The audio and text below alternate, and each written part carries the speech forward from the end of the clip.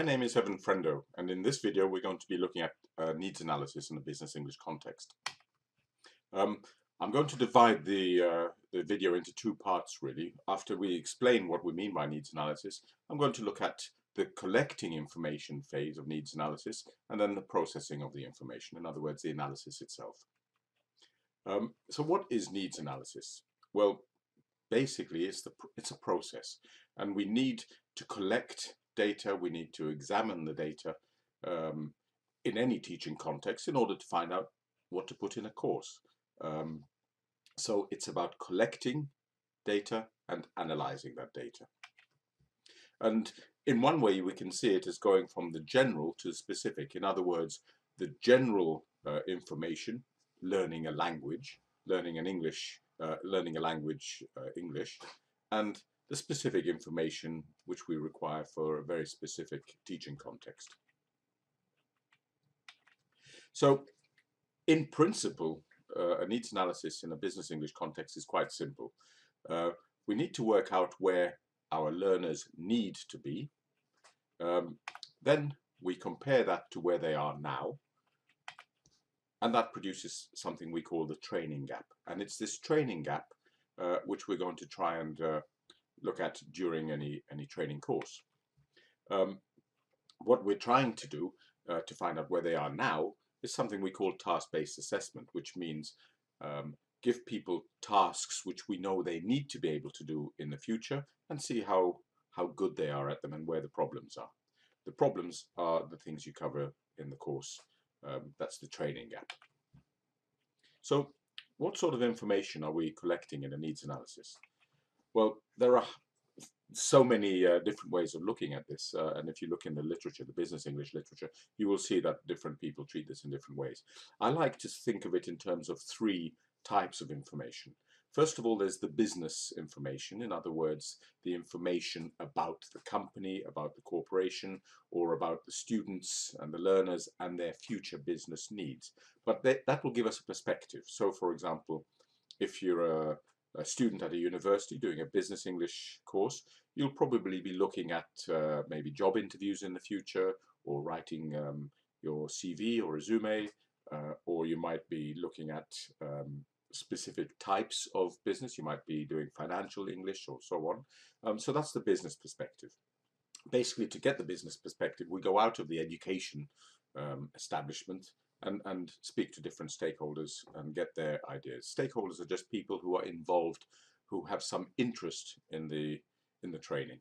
So in a company, typical stakeholders will be, of course, the learners and the trainers, but then there's the line manager or supervisor, there's the training manager or the HR manager or people from that department, perhaps there's senior management. All these people have stakeholders in the training that's going on or will be going on. If we're in a university, the stakeholders might be the education authorities outside the university. It might be the department head of the department you're studying in. It might be your subject faculty. In other words, if you're doing engineering but you're doing a business English course as part of your engineering degree or your engineering studies, that might be a stakeholder. Of course, the learners and the trainers, the teachers as well. A number of people, and it always depends on the particular context. The second type of information we need is really information about the types of communication that our learners will be required to do, either in the future, in the workplace, or in their present jobs. So what we're looking at is communication events. We're looking at the context. We're looking at channels of communication, telephone, email, meetings, whatever. And what we're trying to do is work out the problems that people have, the challenges that people have in all these different communication events. And then the third part of the needs analysis is really focusing on the learning needs. Different institutes, different corporations, different countries have different learning cultures, and part of our job as trainers is to understand the learning culture, the training culture that organization requires and expects, or what the learners require and expect. It also involves a means analysis. A means analysis is really trying to work out what you have, what resources you have in order to run the course. So for example, if you're running um, some in-company training in a corporation somewhere, this will look at things like where the rooms are, how many course books you need, the technology you need to run the course. If it's a distance learning or e-learning course, then you might have different needs to if it's a face-to-face course. You'll have different needs if it's an extensive course, so every Tuesday and Thursday for 1 or 2 hours, or if it's an intensive course every day in a hotel somewhere from 9 o'clock in the morning to 8 o'clock at night. It really depends on the context, and that's why we need to analyze it as part of the needs analysis. How you run the course will depend very much on what resources you have available. So I mentioned before that it was a process. What do I mean by that? Well, basically, the process is very simple. We collect the data and then we analyze the data. We collect the information and we analyze the information. And so there are lots and lots of techniques we can use to do this. In most business English areas, we're looking at these sorts of techniques. We're looking at observing the people in the workplace, see how they get on. If you follow somebody around in the workplace, we call that work shadowing. So you might shadow a manager throughout his day at work. You might go to meetings, you might go to presentations, you might listen into conversations and so on, trying to get a picture of all those things we were talking about a few minutes ago. Many types of questionnaires. Language schools love to give people a questionnaire before the class starts. Many language schools do. And it asks for information such as learning history, what they might think they want to learn English for, what sort of situations do they expect to use English in, that sort of thing. Face-to-face interviews, telephone interviews, structured interviews, semi-structured, lots and lots of different variations here. We do, if we can, want to collect some language samples. In other words, samples of language which come from the target area. In other words, where our students need to be. So if it's written English, you might be looking at examples of contracts or examples of email chains or examples of whatever written reports these people have to produce. There could be thousands of different written samples. Spoken samples, well, if we can record or video certain situations, that will be very useful. That's quite rare in most situations, but it is possible normally to observe a meeting and take notes. And so you might like to write down some of the things you hear, some of the language or some of the areas where there are problems, and that will help to inform your analysis later on. Part of the data collection is also collecting people's expectations. In other words, what they want to do on the course. This is different to what they need to do. And so it's important to, perhaps as part of the questionnaire or perhaps separately, collect the expectations of all the different stakeholders in the training course and see what they think you should be doing as a trainer. Once we've got all that data, and this is like, you know, a jigsaw puzzle, or it's like hundreds of snapshots you take maybe on a holiday somewhere. You'll never get the full picture, but what you're getting is a collection, and the more you can collect, the better. But then it comes to the analysis, and what the analysis is doing is really trying to focus on that training gap we spoke about earlier. So what you're trying to do is identify the key communication events that these learners will have to deal with. Establish priorities, because you probably won't have time to cover everything in as much detail as you'd like to. So you might find that the company says, well, our priority is in this area, in negotiating training, because that costs us money when language problems are made. With emails, it's not a problem because somebody can check the email. So every context is different, but it's important to establish the priorities and work with stakeholders to do that. And then using all this analysis, we move on to the course design, which is, of course, the subject of a separate video. So let's look at some language samples and look at how we might analyze the language samples. Remember, this could be anything from a sample contract to a recording of a telephone conversation to emails, whatever you've managed to gather. And we're looking at it in terms of these 5 things, perhaps. The first one is understanding the genre. Genre means is a technical word for text type. So an email is a text type. It's a type of text, and it shares characteristics with other emails. And of course, every genre has sub-genres, so that an email which is discussing a meeting in the supplier's workplace, will have similar characteristics to another email which is discussing a meeting in a supplier's workplace. So what we're trying to do is identify text types which are relevant to our students, and then try and look at the characteristics, what makes those means of communication, those communicative events, what they are. Our learners will have to understand genres, to understand the conventions of how these people in this target situation communicate, in order to improve and finish the course. Of course, language samples might include technical lexis, vocabulary, language patterns, or grammar. Different areas have different focus. We might be looking at functions, in other words, what we use the language for. Functions talk about things like arranging a meeting or explaining a process. So explaining and arranging a meeting, those are the language functions. We're looking at register, in other words, what sort of language is being used. Is it formal? Is it informal? Is it casual?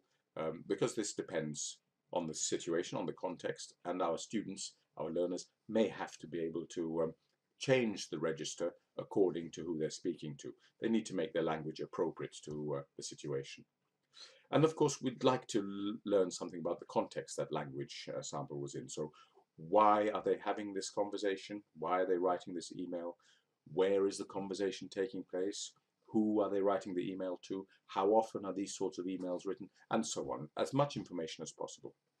We're building up a picture of what our students, what our learners will need to be able to do at the end of the course.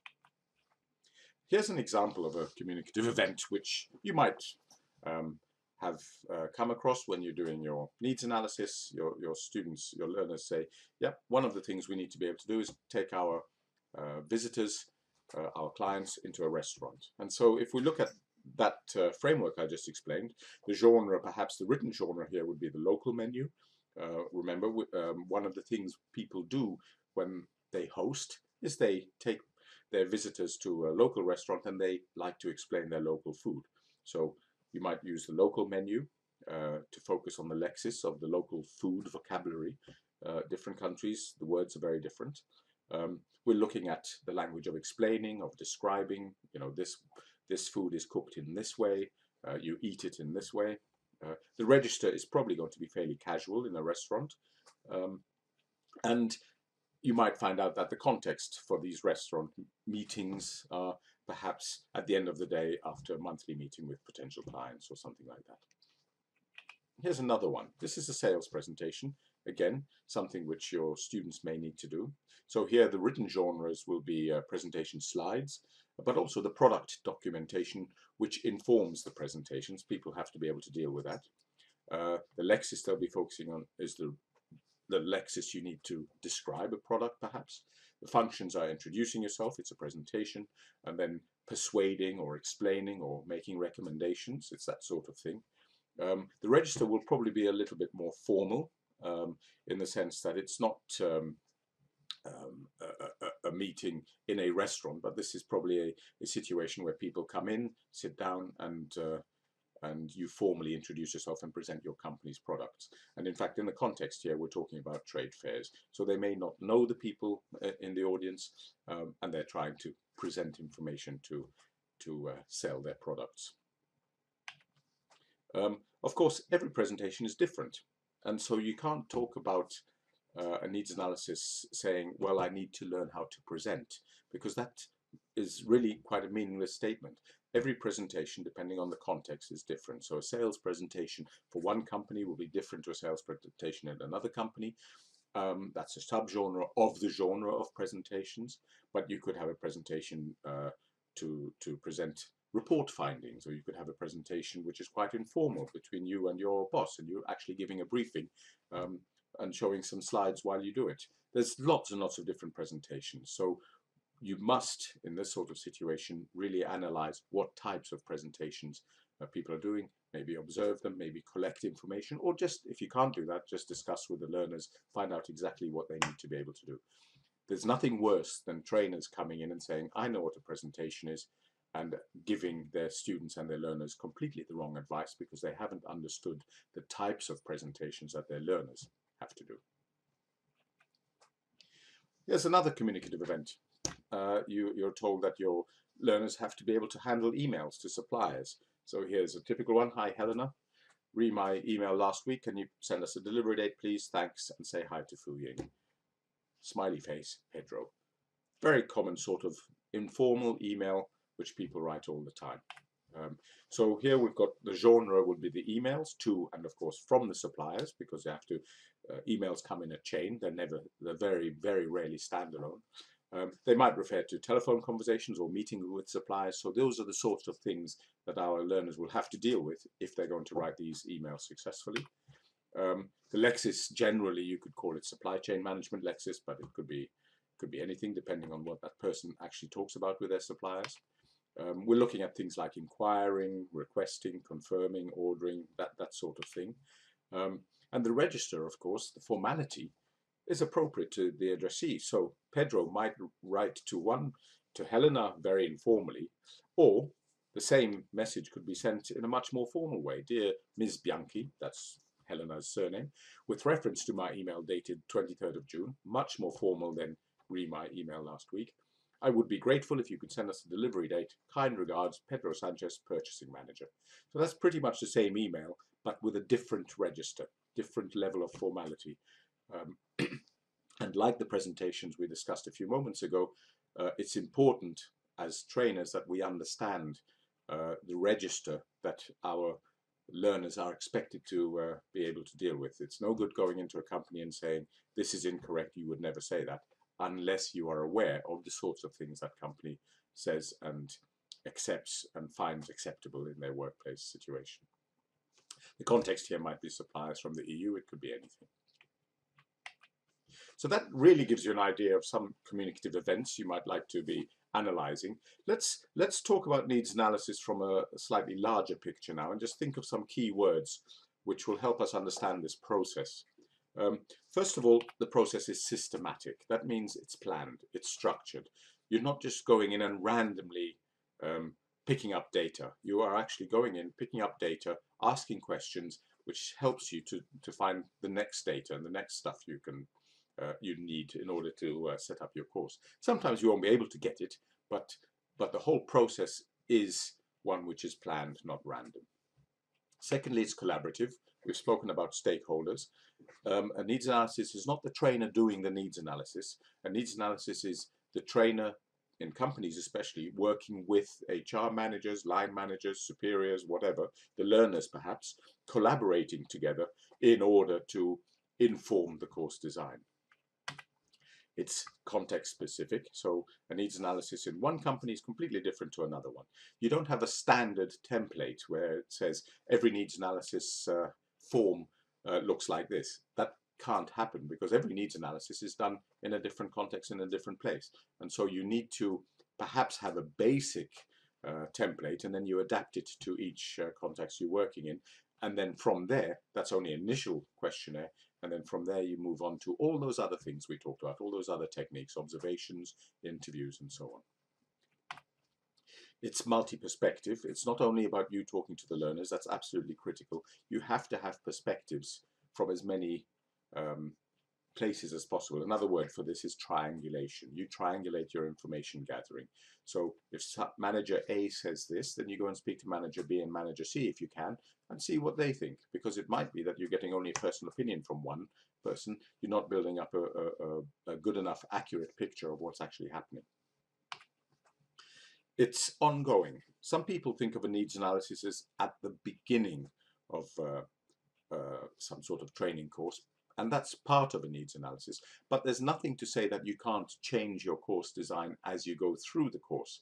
And of course, every trainer knows that as soon as you meet your students, get to know them, you learn much more about them, much more about their specific personal learning needs, much more about what they actually do in the company and so on. So a needs analysis never really stops. It's always happening. And you shouldn't really think, or we shouldn't really think of needs analysis as something that happens at the beginning of the course.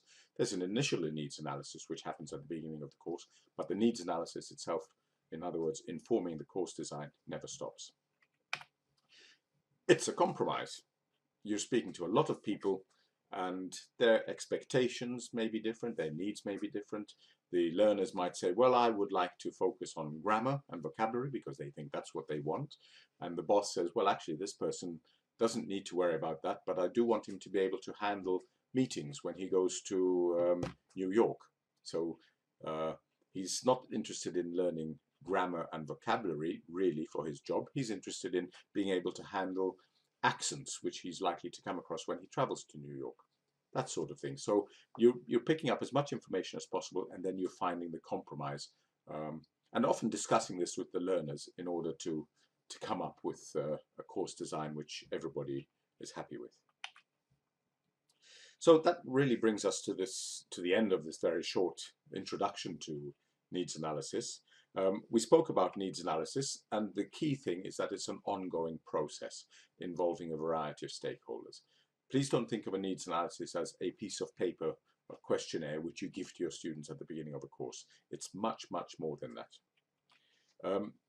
We looked at ways of collecting information, we looked at the types of information we might want to collect, and we looked at different techniques which we could use in order to collect it. And then we looked at processing it, and in particular we looked here at language samples and working out the communicative events that our students or our learners need to be able to handle. So analyzing that data which we've collected, and then using that in order basically to produce course outcomes, to help design role plays and simulations and other activities. That's what the needs analysis does. It gives you the stuff you need to put in the course, and without the needs analysis, you're actually just teaching English, and you could do anything, but that's not business English. I hope you enjoyed this very short video, and I look forward to seeing you next time. Bye-bye.